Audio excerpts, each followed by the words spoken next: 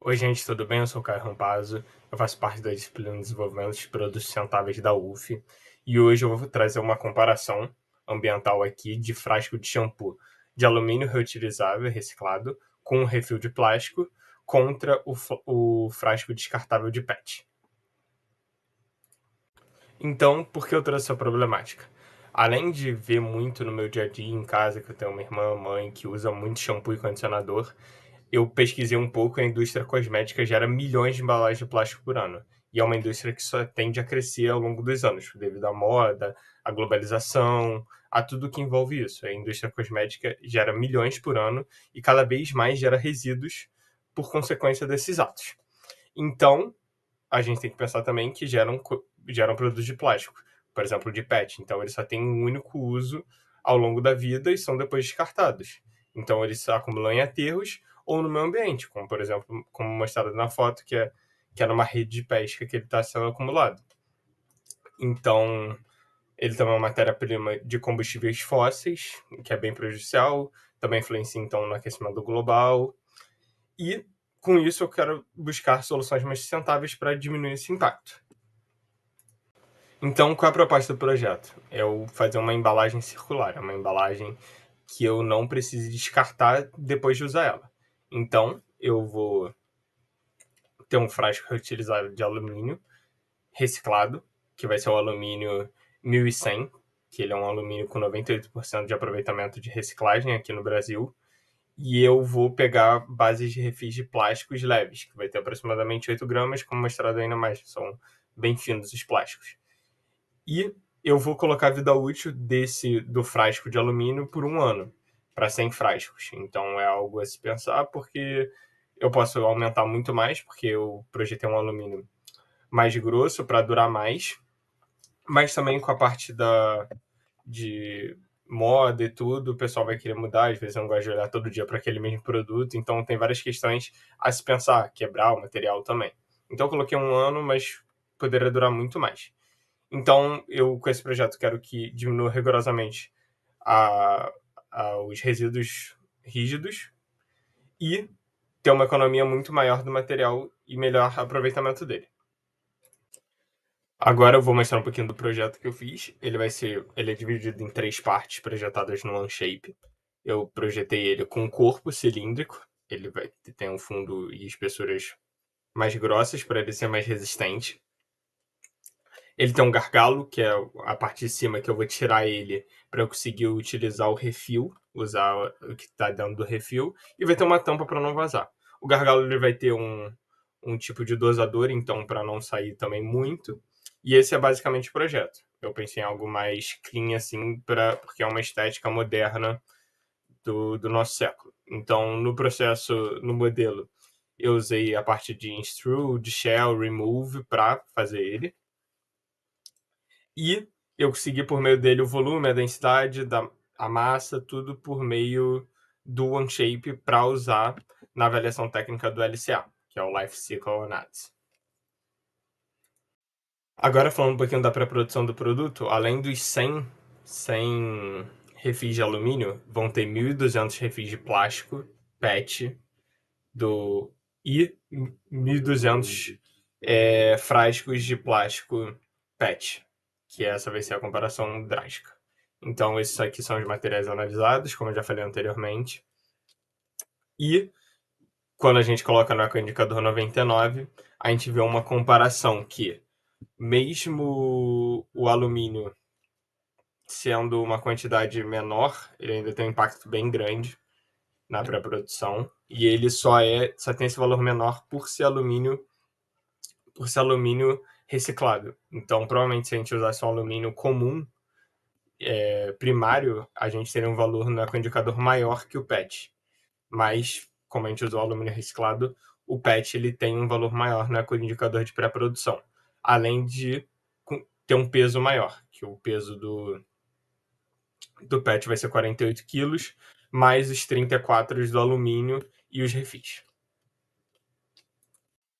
Agora falando um pouquinho da produção, eu adotei um prisma de 0,0001 metros cúbicos para fazer o projeto. Então, na parte de produção, outro fator é que eu meio que juntei os tamanhos os volumes das 3 partes para pensar numa reutilização desse prisma, porque o ecoindicador não consegue analisar essa parte de reutilização. Então, o ecoindicador ia ficar muito alto se eu não fizesse isso. E é o que todas as empresas fazem, né? Eu não vou desperdiçar um prisma gigantesco só porque sobrou um pouquinho.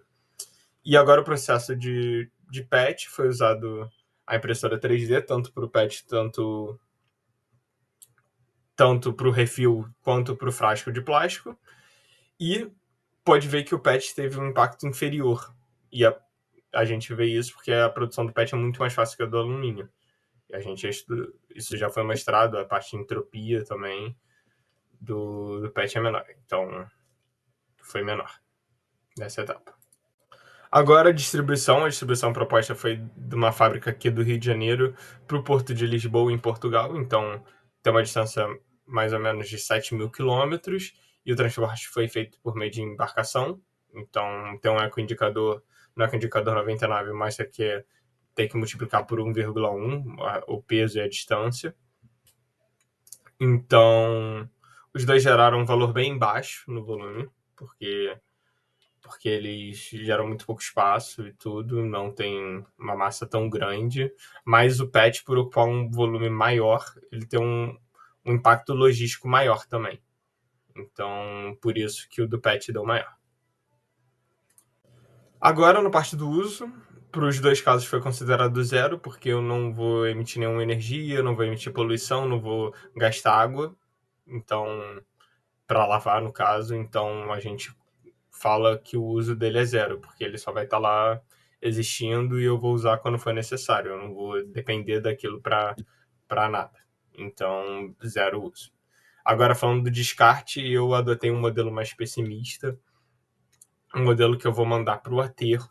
Então, todos os resíduos vão ser mandados no aterro. Eu pensei aqui no cenário do Brasil, na cidade onde eu vivo, porque não tem uma coleta seletiva muito efetiva, então tudo no aterro. Então,